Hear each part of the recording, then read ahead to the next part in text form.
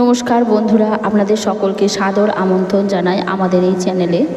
আমরা কোন দেবতার চরণে তুলসী অর্পণ করব এবং কোন দেবতার চরণে তুলসী পাতা দেব না, আমরা ভগবানের নিত্য সেবা করে থাকি ভক্তি শ্রদ্ধা সহকারে।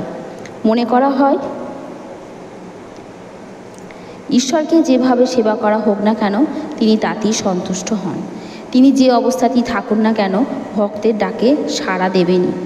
আমরা ভগবানের নিত্য সেবা অবশ্যই করি এবং করে চলবো সারা জীবনভাবে। কিন্তু একটা কথা আমাদের ভুলে গেলে চলবে না, প্রত্যেক দেবতাকে সন্তুষ্ট করার জন্য আলাদা আলাদা প্রক্রিয়া রয়েছে। যদি আমরা সেই প্রক্রিয়া অবলম্বন করতে পারি বা সেই মতো পুজো অর্চনা করতে পারি তাহলে ঈশ্বরের কৃপা পাওয়া যাবে দ্বিগুণ।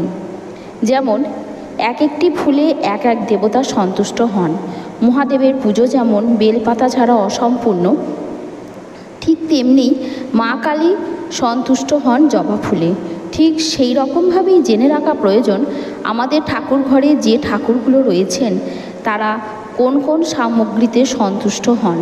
কারণ বাড়ির ইষ্ট দেবতার পুজো সঠিক নিয়মে এবং সঠিক সামগ্রী দিয়ে করা অতি আবশ্যক। এবারে বন্ধুরা আপনারা জেনে নিন আপনারা কোন কোন দেবতার চরণে তুলসী পাতা অর্পণ করবেন না।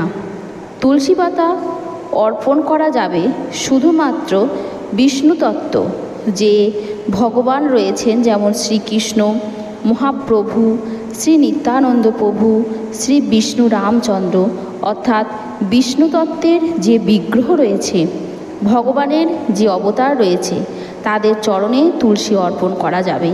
এমনকি শ্রীমতী রাধারানীর চরণেও তুলসী অর্পণ করা যাবে না।